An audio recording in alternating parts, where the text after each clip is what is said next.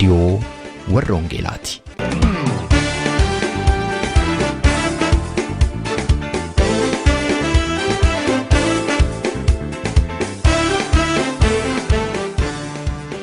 Reediyoon warra Wangeelaa tokkummaa waldoota Oromoo warra Wangeelaa Awurooppaatiin qophaa'e torbanitti si'a tokko guyyaa Sanbadduraa dhaggeeffattoota biyyootii gaanfa Afrikaaf naannoo isaatiif akka lakkoobsa sa'aatii Itoophiyaatti galgala sa'aatii 12 hamma sa'aatii 12:00 dambalii gabaabaa kiilooheerzii 15,515 yookaanis meetir baandii 19 irratti dhaggeeffattoota kibbaaf giddugaleessa Awurooppaatiif immoo akka lakkoobsa sa'aatii giddugaleessa Awurooppaatti galgala sa'aatii 21 hamma sa'aatii 21:00 dambalii giddugaleessaa kiilooheerzii 1,355 irratti kan isin qaqqabu tamsaasa Wangeelaati. Kun Reediyoo warra Wangeelaati. Harka fuunee attam jirtu jaallatamtootaaf kabajamtoota dhaggeeffattoota Reediyoo warra Wangeelaa. Reediyoon warra Wangeelaa har'as guyyaa Sanbadduraa kanaaf hin taakan jette sagantaa sa'aatii walakkaa qabattee kunoo dhiyaatteetti. Sagantaa keenya har'aa keessatti ergaa sagalee Waaqayyoo fi gaaffiif deebii tokko qabannee dhiyaanneerra. Akkuma isin yaadattan kanaan dura walitti aansee kan isinii dhiyaataa ture baricha bituu mata duree jedhuun barsiisaa dheeraa obboleessa keenya hojjetaa Wangeelaa Abdii Magarsaatiin nu dhiyaachaa ture. Hamma kutaa 10ffaatti eega dhaggeeffannee booda torbanoota murtaa'eef sababa sagantaan garagaraa gidduutti dhalateef addaan kutuun keenya ni yaadatama. Akkuman isinitti himee ture barsiisni kun kutaa 12 qaba. Har'a kutaa 11ffaa waliin dhaggeeffanna. Baricha bituu hojjetaa Wangeelaa Abdii Magarsaatiin barumsa qophaa'e. Akkasumas immoo kanaan dura torban muraasa fuuldura dargaggeessa Roobaa Mul'ataa jedhamu wajjin gaaffiif deebii goonee ture. Gaaffiif deebii kutaa 1ffaa keessatti kutaa 2ffaa yeroo biraa qabannee akka dhiyaannu isiniif waadaa gallee turre har'a kutaa 2ffaasaa qabannee dhiyaanna. Roobaan appilikeeshinii faarfannaa galata Waaqayyoo moobaayilii yookaanis immoo silkii harkaaf dargaggeessa hojjetedha. Barataa kompiitaraa waggaa 5ffaa kan ta'e Roobaan appilikeeshinii kana attamitti akka hojjeteef kan hojjechuuf maal akka isa kakaase gaaffiif deebii isaa kutaa 1ffaa keessatti nutti himee ture. Har'a immoo lafa dhaabee kaasee hojii kan hojjechuu keessatti gargaarsa attamii akka argate gara fuulduraatti immoo maal hojjechuuf akka karoorfachaa jiru akkasumas immoo dargaggoota sagantaa kana iddoo garagaraa ta'an waldaa keessas waldaa alas iddoo garagaraa ta'an dhaggeeffachaa jiraniif dhaamsa qabu nu dabarsa. Egaa sagantaa keenyaa wajjin yeroo eebbaa qabaadhaa kan isiniin jedhu qopheessaa raadiyoo warra Wangeelaa Ana Roobsa Makkooti. Faarfannaa kanaan gara qophii keenyas jalqabaatti ceena. Arreekona badaa baay'ataa rifataa jirratoo jedhanii nama gaadhafataa. Arreekona badaa baay'ataa rifatoo jirratoo jedhanii nama gaadhafataa. Namni baay'een garuu iddoo jiruun beeku kan darbuuf nama sagalee waamichaa beekuu dhageessisii kan baduu kajeelee jireenya deebisii. Sagalee waamichaa beekuu dhageessisii kan baduu kajeelee jireenya deebisii. Waaqayyoo. Dhaggeeffattoota keenya maqaa Gooftaa Yesuus Kiristoosiin nagaa isin gaafadha. Egaa akkuma beellama qabannee gargar baanee walitti deebineerra. Kan nu irratti dubbachaa jirru waa'ee baraati. Barichi maaliif badee maaliif garmalee jallate isa jedhuuf deebii tokko macaafa qulqulluu keessaa waliin barachaa jirra. Inni hangamni barichi kan inni badee fi dhugaan lafarraa badee jenne kana goolamneerra. Isa aanutti dabarra dhugaan maaliif lafarraa bades jedhuuf deebii kan ta'u Waaqayyoon beekutu lafarraa bade isa jedhu mata duree keenya caqasneetu kan goolamne dheengadda. Egaan har'a kana irratti dubbannaa isa dura mataa keenya gadi qabannee Waaqayyoon kadhanna. Gooftaa jiraataaf amanamaa teessoon kee waaqa irra laftirra jannat dalgee miilla kee kan ta'e qixxee firiyaas fakkaattis gitas kan hin qabne jaallatamaa keenya hangafa nagaa mootii ulfinaa jabaa Yaaqoob ulfinni siif haa ta'u. Gaggeessaa keetiif oolmaa keetiif hojii hojjetteef galanni siif haa ta'u. Nu barsiisaa waan jettuuf galanni siif haa ta'u. Ammas sirraa barannaa ijoolleen kee sirraa kan baratan hin ta'u. Maqaa Yesuusiin nu barsiisi. Ayyaana keetti nuti dubbadhu afaan kee manadhuuti. Yaa Waaqayyo dubbii kee nuuf kenni. Dubbii kee nu keessatti irraanfadhu. Isa jaallatamaa maqaa Yesuusiin. Ameen. Egaan baricha keessatti dhugaa duwwaa miti kan bade Waaqayyoon wallaaluunis immoo iddoo guddaa qabatee jira. Waaqayyoon wallaaluun barbaachisaa miti. Namni isa waaqeffatu kamitti wallaala? Namni isa uume akkamitti wallaala? Namni isa jireenya dhugaatti isa fide isa hafuura jiraataa isatti baafate Waaqayyoon akkamitti wallaala? Egaa kanatu mul'ataa jira Waaqayyoon wallaalu. Akka seera Israa'el keessatti fudhannee ilaalle hangafummaa qabachuun kan irra jiru Waaqayyoon beekuusa jedhudha. Seera warra Yihuudotaa, seera saba Israa'el gidduutti inni kun iddoo olaantummaa hangafummaa qabaa jechuu kooti. Waaqayyoon beeku. Isa kanallee ijoollee keessan barsiisaa jedhe. Seera kanallee ijoollee keessan barsiisaa jedhe. Waaqayyoon waaqa kee jedha. Sagalee Waaqayyoo beeku, jaallachuu, abboomamuu, tajaajiluu. Waaqayyoo isa kan akka barbaadu dubbata. Ijoollee keessan barsiisii jedheetu seera keessa deebii keessatti dubbatee jechuudha Museetti. Waaqayyoon beeku. Hangafni beekumsaa inni guddaani Waaqayyoon beekuudha. Hangafni beekumsaa. Beekumsa caalu jechuu kooti. Waaqayyoon beekuuni gara jireenyaatti nama fida. Gara galma jireenyaatti gara poointii isa dhumaatti nama fida jechuu kooti. Mirga Yesuus Kiristoos nama geessa inni riqichatti hin ce'anii mirga Yesuusitti. Waaqayyoon immoo akkamitti beekna yoo jenne egaa gadi dhoksaansa baay'ee ta'uu danda'a. Tokkoffaan akkuma seera teoloojii keessatti general revelation kan jennu jira. Mul'ata waliigalaa. Mul'ata waliigalaa jechuun kuni Waaqayyo waan mul'atu kana waan hin mul'anne kana uumuu isaatiin isa beenna. Uumama kana keessatti argina Waaqayyoon. Nama uumuu isaatti eenyu akka uume Waaqayyo kana duuba akka jiru argina. Galanni Waaqayyoo haa ta'u. Dubbii isaatiin isa beenna. Dubbii Waaqayyootiin jechuu kooti. Waaqayyoof dubbiin isaa tokkicha. Gargariin bahu.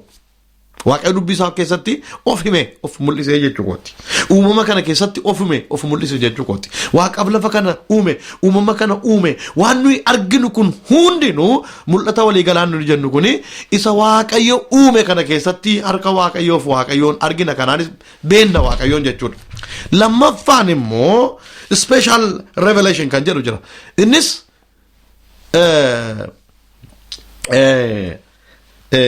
Yesuus Kiristoos Waaqayyo ilma isaa tokkicha erguudhaan of hime jechuudha. Of mul'ise jechuudha. Mul'ata waliigalaa. Mul'ata addaa isa jennu jechuudha. Innis Kiristoos Yesuus Kiristoos jechuudha. Isa kana keessa gadi lixee dubbachuuf yeroo waan hin qabneef nan dhaaba. Garuu Waaqayyoon beekuun hangafummaa qabaachuu qaba. Amma macaafa qulqulluu keessatti fudhannee yoo ilaalle ergaa Phaawulos gara warra Roomeetti barreesse boqonnaa 1 lakkoofsa 20-21 fudhannee ilaalle abbooliin keessanii jedhe Waaqayyo duukaa bu'ani malee jedha. Waaqayyoon hin beekanii jedha. Waaqayyo duukaa deemuu fi Waaqayyoon beekanii duukaa jiraachuun gargar waa lama. Warri kaan aadaadhaan duukaa bu'aa. Warri kaan waanuma arge ilaaleetu duukaa bu'a. Garuu Waaqayyoon beekuun itti siqanii beekuun garaagara. Of keessatti beekuuf fagootti beekuun garaagara. Amma waa'ee nama tokko geggeessaa biyya tokko yoo kaafne ani ko pirezidaantii abaluu beekaa jenna. hojjaan isaa managaa mataan isaa faaxuudha dubbii akkas haasaan isaa akkasii gurri isaa akkasii ijji isaa akkasii adeemsi isaa akkasii jennee ilaaluu dandeenya garuu nama kanaa wajjin teenyee wajjin oollee bullee siree tokkorra ciifnee wajjin nyaannee hin beennu taanaan hin beennu jechuudha. Gaggeessitoota biyya keenyaa keessa namoonni baay'een foddaa televizyiniitiin ilaalla malee waa'ee isaanii neennu. Isa foddaa televizyiniitiin ilaalle waa'ee isaanii ibsina malee wajjin teenyee wajjin jiraannee jara hin beennu nuyi. Waaqayyoon aadaadhaan haasaadhaan fagootti beekuu fi jireenya ofii keessatti dhamdhamanii beekuun garaa gara. Sagalee waaqayyo akkas jedha Roomee boqonnaa 11 dhandhee yoo fudhannee ilaalle lakkoofsa 33 irratti akkas jedha dhoksaan waaqayyoon beekuu gadi fagoodha jedha. Irra keessa miti dhoksaan isaa gadi fagoodha jedha. Achisa dhoksaa sana bira gahuudhaaf immoo dhamaa jedha Paawulos. Waaqayyoon beekuun salphaa miti. Jaroonni kun egaa aadaadhaan duukaa bu'u malee akkuma labsii tokkootti didichanii duukaa bu'u malee beekanii duukaa hin buune jedha. Kanaaf lafa hoonaa irratti harca'anii dhumanii jedha. Dhaloonni waaqayyoon utuu hin beekin adeemu harca'ee dhuma. Dhaloonni waaqayyoon utuu hin beekin duukaa adeemuu dhaqeetu waan hin taane keessa gala. Kanaaf sammuun taanetti dabarsee isaan kenne waaqayyo jedha. Waaqayyoon beekuun akka isaaniif ta'utti hin beekne kabaja kennuufiin akka isaaniif ta'utti kabaja isaaf hin laanne sababii hin beeknee fi kanaaf waaqayyoon beekuun lafarra ture jedha. Kanaaf barichi bade jedha. Barri keenyas kanuma. Dhaloonni waaqayyoon beekan badaan hin jiran. Hoosee 6 irratti akkas jedhe waaqayyo. Seera gochuudhaan, kennaa kennuudhaan, faarfannaa faarfachuudhaan waan seeraan mul'attu seeraan kaa'ame raawwachuudhaanii jedha. Waaqayyoon beekna jettuu kennaan keessanis natti ajaa'ee faarfannaan keessanis akka iyyaanatti ta'ee jedhee dubbata. Amootsis isa kana lafa kaa'eera. Warra seera geggeessanis isin areeda keessa dhedheereffattuu wayyaa keessan lafaan geessuu garuu dubbichi dhugaan miti seera eegna jettuu seeraanis miti waaqayyo nu duukaa jira jettu anis hin duukaan jiru jedheetu dubbata. Hin faarfattuu faarfannaan keessan akka iyyaatii naaf jedhe waaqayyo. Kanaaf waan isin gootan kun hundumtuu hojii wallaalummaati jedhe. Hoosee 6 irratti maal jedhe kennaa kee dura waan ani jaalladhu sitti agarsiisaa waan ani jaalladhu waan garaa koo na ciibsu waan natti tolu sitti agarsiisaa jedhe innis waaqayyoon beekuudha jedhe. Gammachuun garaa koo kennaa kee miti jedhe. Aarsaa kee miti jedhe. Gaafa guyyaa 10 kurnee kee fiddee laattaa jedhe. Gaafa guyyaa 3 kennaa jaalalaati jettee laattaa jedhe. Guyyaa sanbataa dhuftee seera raawwattaa jedhe. Maal qabbeen mana waaqayyoo dhaqa jettaa jedhe. Garuu gammachuun garaa koo isa miti isa dursa. Isa dura wanti ta'urra jiru ana waaqayyoo waaqa kee beekuudha jedha. Gammachuun waaqayyoon beekuudha. Hoosee 4:1 irra dhaqaa lala. Waaqayyoon beekuun biyya lafaarra waan jirreef waaqayyo saba kanaa wajjin wal morkii jalqabeera jedha. Waaqayyoon beekuun waan hin jirreef maaliif hin wallaalle dhaloota waaqayyoon beeknetu ka'e. Abbooliin isaanii seera sana barsiifne dhaloonni hin ka'an amma biyya lafarra fudhatan ilaaltanii waaqayyoon wallaalaa jira namni. Biyya gurguddatan kana keessatti illee wallaalaa jira namni. Maaliif waaqayyoon wallaalaa jira? Seera mana waaqayyoon barsiifne. Seera mana waaqayyoo akka isaan hordofan sodaa sagalee waaqayyoo keessan keenye. Dhaloonni gadhiisiin waaqayyoon hin beekne sababii ka'eef barichis bifti isaa badee babbadaa jira. Kanaaf baricha kana oolchuudhaaf waaqayyoon barbaaddachuutti deebi'uun nurra jira. Waaqayyo waaqa ta'uusaa, fayyisaa ta'uusaa, humna qabeessa ta'uusaa, abbaa firdii ta'uusaa, jiraachisaa ta'uusaa, ajjeesaa ta'uusaa, waaqa araaraas ta'uusaa, amala waaqayyoo kanas baruu, waaqayyoon sirriitti baruu. Inni kun barbaachisaa natti fakkaata. Amma dhandhee yoo fudhannee ilaalle Hoosee 4:6 dhandhee fudhannee yoo ilaalle sabni koo beekumsa dhabuurraan kan ka'e badeeraadha. Beekumsa dhabuurraan kan ka'e. Beekumsa lafarraa miti. Beekumsa itti qalama barannu yookiis ittiin dookteeri profeesar taanu miti beekumsi. Beekumsi inni guddaan waaqayyoon beekuudha. Galanni waaqayyoof ta'u. Beekumsi guddaan waaqayyoon beekuudha. Hangafni beekumsa akkuma jalqabee waaqayyoon beekuudha. Har'a namoonni baay'een beekumsa qabaachuu danda'u. Beekumsa lafarra baay'eetu qaba. Isa argachuun gaariidha. Isa argachuun garuu waaqayyoon nu harkaa buusuu hin qabu. Beekumsa lafarraa inni kaan dooktarii inni kaan profeesarii inni kaan maalidha. Beekumsi lafarraa shiroo nama nyaachisa yoo xinnaate therefore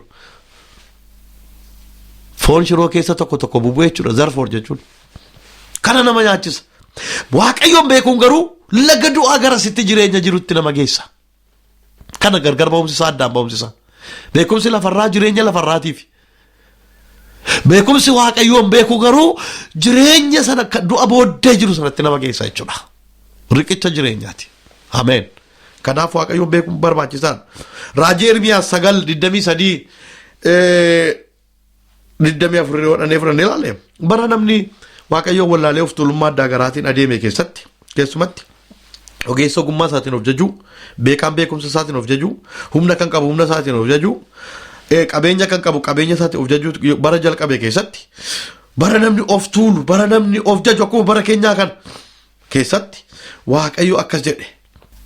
Ogeessa ogummaa isaan of hin jajin, beekaanis beekumsa isaan of hin jajin, humnas kan qabu humna isaan, qabeenyas kan qabu qabeenya isaan of hin jajin. Garuu jedhe waaqayyo. Waaqaaf lafa gidduutti murtoo dhugaasa kennu waaqayyo isa jiraata anaan beekuu isaatiin of ajajuu jedhe. Paawulos kan of jaju yoo jiraate waaqayyoon of ajajuu jedhe. Waaqayyoon beekuutti deebi'uun barbaachisaadha. Dhaloonni kun waaqayyoon sirriitti yoo beeka malee baricha bituu hin danda'u. Bara kana ooshuu hin danda'u. Ofiis ooshuu hin danda'u. Waaqayyo isa dhageenye nuuf eebbisu isa kanatti akka jiraannuuf nuuna gargaaru. Egaan torbee isatti aanu gabaabsinee xumuruudhaaf eenyutu baricha bitaree akkamitti bituun nurra jira maal gochuutus nurra jira isa jedhu gabaabsinee kutaa tokkotti dubbannee goolabuu yaanna. Fayyaataa waaqayyo isin eebbisu nagaa waaqayyoon jiraadhaa.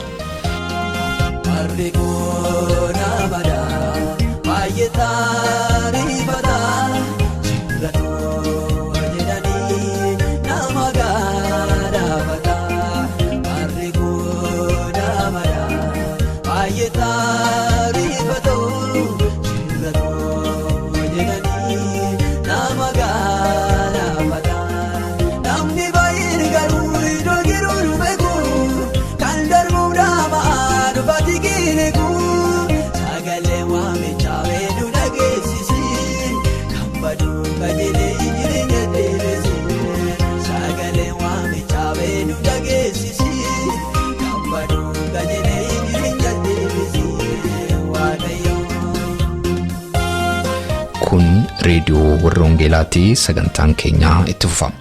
Meetir baandii 19 yookaan immoo kiiloo heerzii 15,515 irratti guyyaa sanbadduraa galgala sa'aatii 12 amma sa'aatii 12:00 kan isinii darbu tamsaasa kana YouTube irratti, SoundCloud irratti, karaa Facebook akkasumas immoo karaa websaayitii keenyaa hordofuu dandeessu. Websaayitiin keenyaa maqaansaa www.uoece.org jedhama. Irraan isinii deebi'a. www.uoece.org jedhama. Dhaggeeffattootni keenyaa biyya Ameerikaa immoo itti dabalaan lakkoofsa bilbilaa 51824 irratti tola bilbiluudhaan akkasuma nu dhaggeeffachuu akka dandeessan isin yaadachiisa. Facebook irra jirra, laayikii nu tolcha, YouTube fi SoundCloud irras jirra, subscribe gochuudhaan karaa isinitti tole nu hordofuu dandeessu. Jaallatamtootaaf kabajamtootaa dhaggeeffattoota keenya itti aansuudhaan immoo gaaffiif deebii dargaggoo Roobaa Mul'ataa waliin goone kutaa lammaffaa xumuraa qabannee dhiyaanna. Atuu dubbannu appilikeeshinii faarfannaa galata waaqayyoo Roobaaf hiriyootni isaa hojjetan tola atuu homaayyuun kaffaliin gadi buufattanii bilbila keessan irratti itti fayyadamuu dandeessu. Amma gara gaaffiif deebii keenyaatti ceena. Bowwaadoo kana keessaa humna kan ba'eera baaraan jiraadhu hundumaaf baasiin ta'eera. Bowwaadoo kana keessaa humna kan ba'eera baaraan jiraadhu hundumaaf baasiin ta'eera. Eegduu hamaa namaa Sinan to'atama, eegduu hamaa namaa. Sinan to'atama, eegduu hamaa namaa. Sinan to'atama.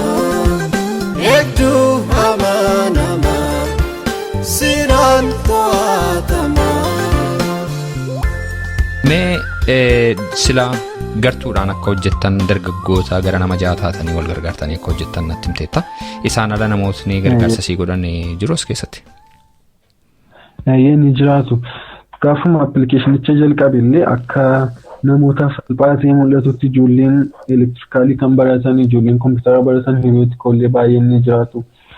Kanneen akka Iyyoob Taamiraat fa'aa, Biiniyaam Alamuu fa'aa, Cimdeessaa Ammoo fa'aa, Biiniyaam Geetahuun fa'aa kan kana fakkaatan ijoolleen kompiitara gara teekinooloojiitti dhiyaatan aayidiyaa dhufaniitu kan akkas goota fi salphata. Inni kun baay'ee bareeda. Isa kana muuttu irraa gattayyuun bareeda akkas jedhanii bifa akka kanaatiin baay'ee kan na gorsaa turan hiriyooti koo isaan kun jiru. Akkasumas illee oodiyoo isaa dhaggeeffattee tasee hin beeku faarfannaan achi keessaa oodiyoo qabu kanneen akka lakkoofsa 4, lakkoofsa 35 fa'aa ni jiraatu. Oodiyoo sana irratti illee sagaleen isin dhageessan kan Eeliyaas Gurmeessaati baay'ee waaqayyoo isaa eebbisu. Yeroo isaa diivootidee ta'ee hamma kana sagalee waraabee bareechee fiduu illee aarsaa guddaa tokkodha. Yeroo darbe yaanga piroofeeshinaaliin fiigicha guddaa onsumas dhageessee tasee hin beeku qopheeffamee ture magaalaa Naqqamteetti. Isaanillee irra deebi'anii waan kana afaan Oromoon sirriitti akka argamu qabu, foontiin isaa hin argamu jaarsoliidhaa fi kalarii akkamii ta'uu akka qabu. Yeroo eebbifamee dhumallee piroomooshinii guddaa kan hojjete isaanidha.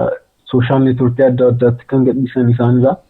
Waaqayyo baay'ee isaan eebbisu. Intarneetiin iddootti nu barbaachisu kan piroovaayidii godhe isaanidha. Iddoon itti qarshii nu barbaachisu iddootti waa koppii goonu elektirooniksii adda addaa binullee jiraate ture. Isaan nu gargaaraniiru baay'ee waaqayyo guddaa isaan eebbisu. Baay'ee. Jaarsolii waldaa illee akka kanatti fudhatama akka qabaatuuf waldoolii baay'ee irratti appilikeeshiniin akkasii akka fayyadamtan jedhanillee nu beeksisanii iddoo baay'eetti illee pireezentii gochuu dandeenye jirra. Waaqayyo baay'ee isaan eebbisu. Kanneen akka maaster darajjiin fa'aa kan kana fakkaatanii baay'ee nama jajjabeessu. Maatii keenya keessaas abbaan kofaas yeroo itti na jajjabeessan qabu. Faarfannaa kana deebisanii soofti koppiitti geeddaruun waan cimuuf jabaadhu warruma beekaman duwwaa hojjedhu achi booddeetti daddabalee akkas jedhanii nama cina dhaabachuun iyyuu waan guddaa tokkodha. Baay'ee gaariidha kun. Mee egaati amma dargaggeessa barumsa kee waggaa 5ffaa barachaa akka jirtu natti himteettaa yoo waaqayyo jedhee waggaa fuuldura keenya jiru kana xumurtaa.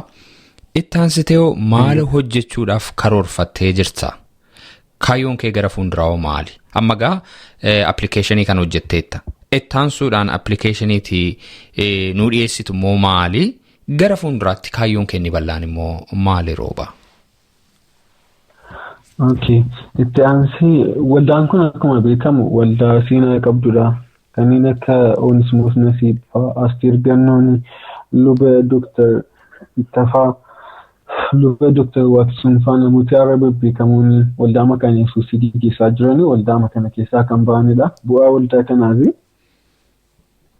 Bara 1924 kan isheen hundooftee akkasuma egaa weebsaayitiin haaraas hojjetameeraa fi dhageessita ta'ee hin beeku. Dhageerannis waan guddaadha bifa ammayyaatiin weebsaayitii waldaa Naqqamteetii fi hojjetanii kunis baay'ee nama gammachiisa. Gooftaan sinaa eebbisu rooba. Carraa kanaan illee namooti weebsaayitii sana ilaaluu barbaadanii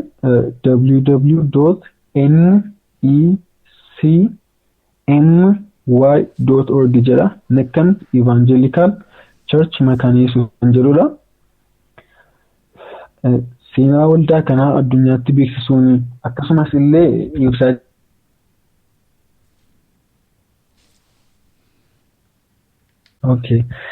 bara 1924 hundooftu iyyuu malee ammallee seenaa guddaa kan qabdudha. Waldaa namoota baay'ee horattedha.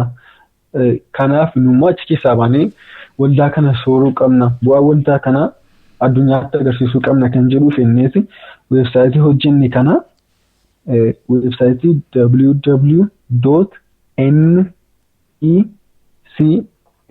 www.necmy.org kan jedhu Naqqamti Evangelical Church Maqaan Yesuus kan jedhu Maqaan Yesuusii waldaa guddaa, waldaa Calalaqii, waldaa Daaluu, Dargee kan kana fakkaatan hundumaaf walitti qabnee kan iddoo tokkotti hojjenne ni jiraata. Achirratti barumsa adda addaa maxxansinee dargaggoota afaan Oromoo beekan akkasumas afaan Oromoo guddisuu aartii afaan Oromoo guddisuu keessatti gahee guddaa kan qabu akka kanatti yaalleetudha kan nuyi weebsaayitii sana hojjenne. Itti aansuudhaan immoo kan nuyi yaallee jiru amma appilikeeshinii kan upgrade gochuun nurraa eegama akka kanatti hafuun irra hin jiru. Oodiyoo mataa isaallee qabaachuutu irra jira hundumti isaa akka hin irraanfatamnetti dhalooti bor dhufu tokko hunduma isaa baruu irra jiraata. Akkasumas immoo yaada namootaaf fudhachaa hamma jirrutti appilikeeshinii kanatti waan dabalamuu qabu waan dabalamuu hin qabne waan irraa hir'achuu qabu hundumaa kanneen akka barsiisaa Xilaawun Jootee beektatee hin beeku isaan baay'ee beeku yeedaloosaa kana harkaa fuunee baay'ee beeksisuudhaaf illee dudduubatti hin jenne kun hojii keenya isa guddaa tokkodha. Inni lammaffaan nuyi qabannee jirru immoo namooti baay'een amma gaaffii kan nuuf dhiyeessan baafata luqqisii waldaa makaaniisuufii keessatti ni gurgurama kitaabi sun beektatee hin beeku. Baafata luqqisii sana amma hin jiru totaalii gabaarra hin jiru namooti baay'een immoo baay'ee barbaadu. Anumti illee baay'een barbaada. Waggaa darbeedha kanan nagee kitaabii akkasii akka jiruyyuu.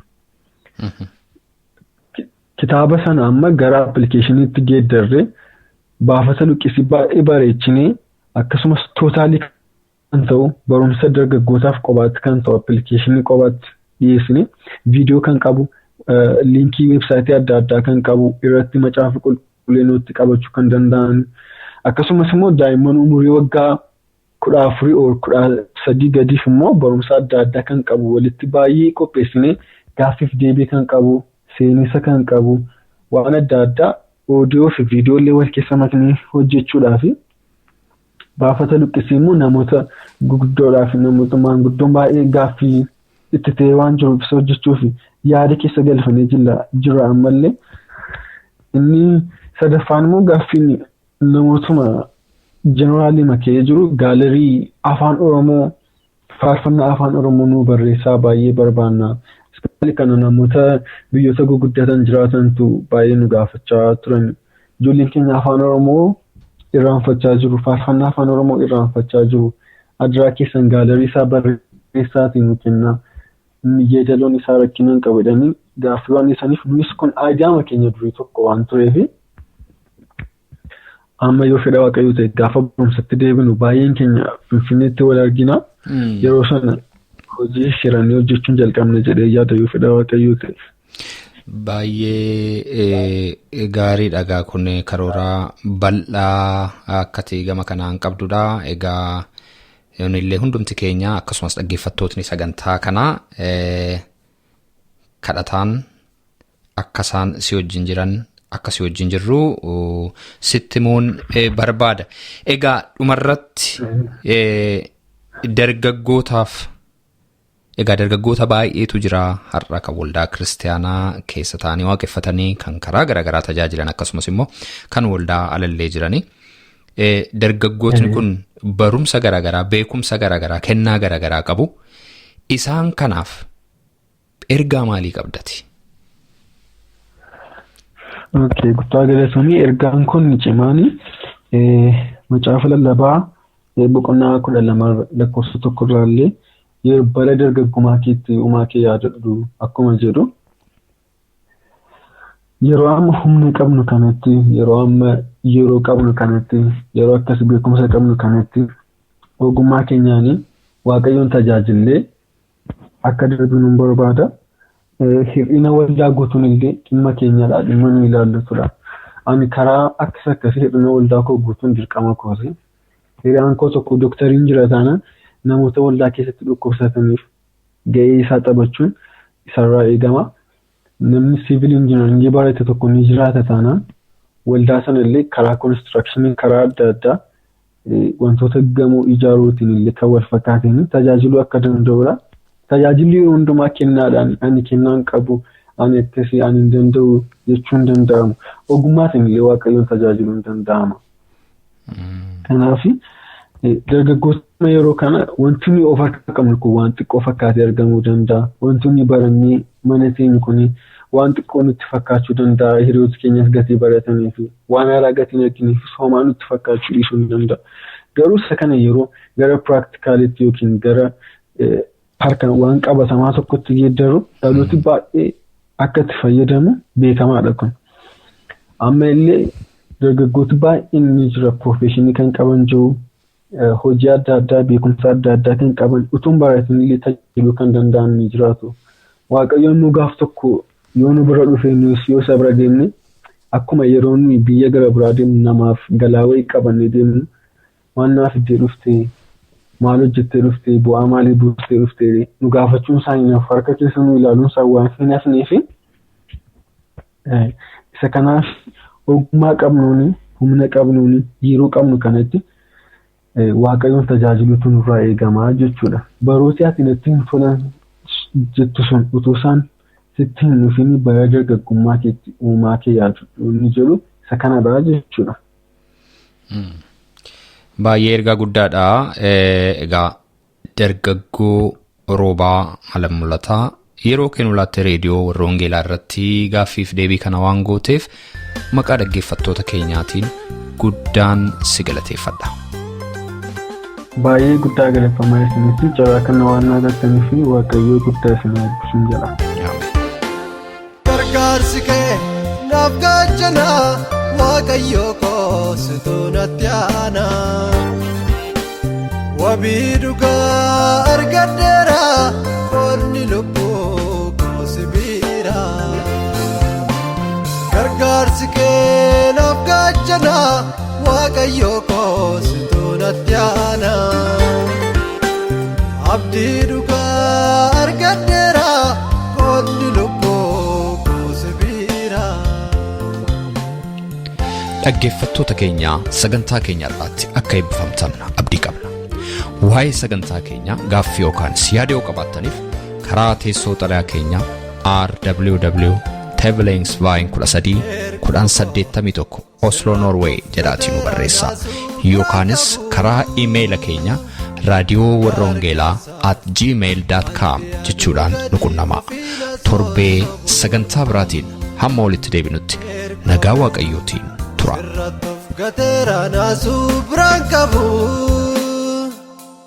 Gargaarsaaf wanti aduu gadi ofiina sossobu. Akeekni kee eenyuun nawwamu qabeenyi dhokfaman boojuuf na kennamu. Akeekni kee eenyuun nawwamu qabeenyi dhokfaman boojuuf na kennamu.